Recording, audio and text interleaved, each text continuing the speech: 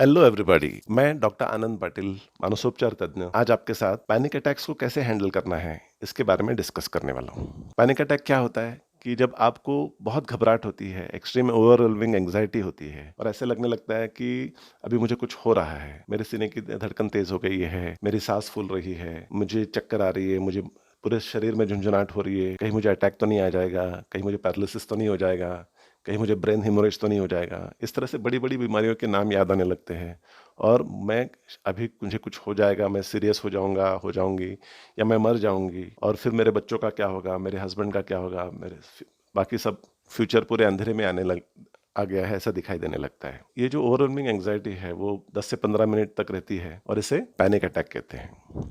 तो उस समय पे आप क्या कर सकते हैं, देखते हैं।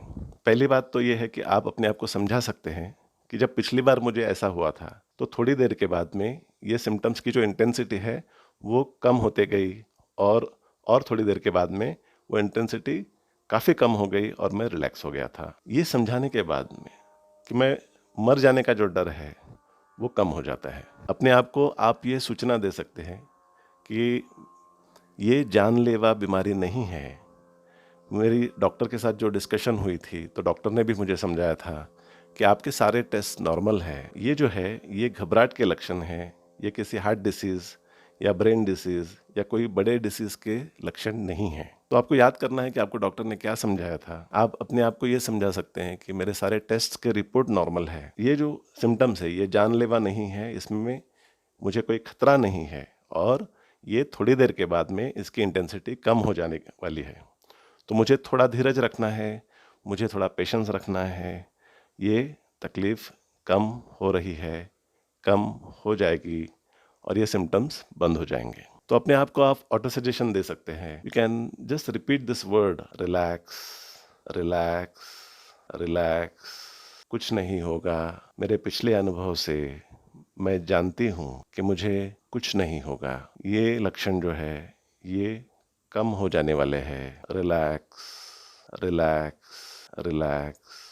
जो भी संवेदनाएं मैं महसूस कर रहा हूँ या कर रही हूँ, ये संवेदनाएं हानिकारक नहीं हैं। ये संवेदनाएं सिर्फ घबराहट के लक्षण हैं और इसमें मुझे कोई खतरा नहीं है। इन संवेदनाओं का मैं कोई अर्थ नहीं लगाती हूँ। इन संवेदनाओं को मैं साक्षी भाव से देख रही हूँ। इस क्षण में जो भी मुझे हो रहा है उसका मैं साक्षी भाव से स्वीकार करती हूँ। इस क्षण में जो भी संवेदनाएं हो रहे हैं उसका मैं कोई अर्थ नहीं निकालती हूँ या निकालता हूँ। Relax, relax, relax. इस क्षण में जो भी हो रहा है उसके साथ मैं फाइट नहीं करूँगा, उसके साथ उसको मैं साक्षी भाव से स्वीकार करता हूँ, स्वीकार करती हूँ। मैं पिछले अनुभव से ये जानता हूँ कि ये लक्षण जो है ये हानिकारक नहीं है। इस समय भले ही ये मुझे बेचैन कर रहे हैं, अस्वस्थ कर रहे हैं, लेकिन ये भी कम होते जाता है और आज भी ये जो सिम्टम्स है इनकी इंटेंसिटी कुछ ही मिनटों में कम होने ही वाली है। तो मुझे उतने समय तक धीरज रखना है, पेशेंस रखना है, भरोसा रखना है और अपने आप को शांत करना है। Relax, relax, relax. ऐसे समय पर अगर आप अपना माइंड को डाइवर्ट कर सके, कोई एक्टिविटी आप ले सके। फॉर एग्जाम्पल, अगर आप जहाँ पे बैठे हैं और आपको घबराहट हो रही है तो हो सकता है आप वहाँ से उठिए, कुछ दूसरे रूम में जाइए, कुछ काम कीजिए, कुछ काम निकालिए, किसी से बात कीजिए, किसी को फ़ोन कर सकते हैं। आप ऐसा कर सकते हैं कि आप थोड़ा हाथ पैर धो लें, मुंह पर पानी छिड़के। तो थोड़ा change of activity, change of work से आपका माइंड डाइवर्ट हो जाएगा नेगेटिव विचारों से और ये जो घबराहट के जो लक्षण हैं उनकी इंटेंसिटी कम होने में आपको फ़ायदा होगा। Relax, relax and relax.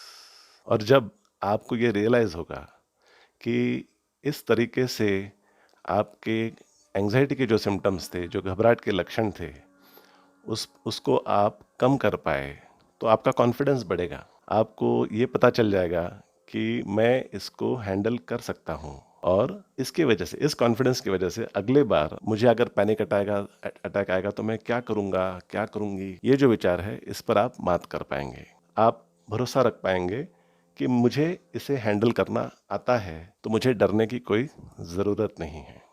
तो इस तरह से एंटिसिपेटरी एंजाइटी जो है उसके ऊपर भी आप मात कर सकते हो। तो ये थे कुछ टिप्स पैनिक अटैक को कैसे हैंडल करना है इसके बारे में। तो ऐसे ही interesting videos and audio podcast मैं आपके लिए बनाते रहूँगा। मेरे साथ जुड़े रहिए, मेरे चैनल को सब्सक्राइब कीजिए, शेयर कीजिए। आप जितना शेयर करेंगे उतने लोगों को उसका फ़ायदा होगा। यही मेरा मकसद है।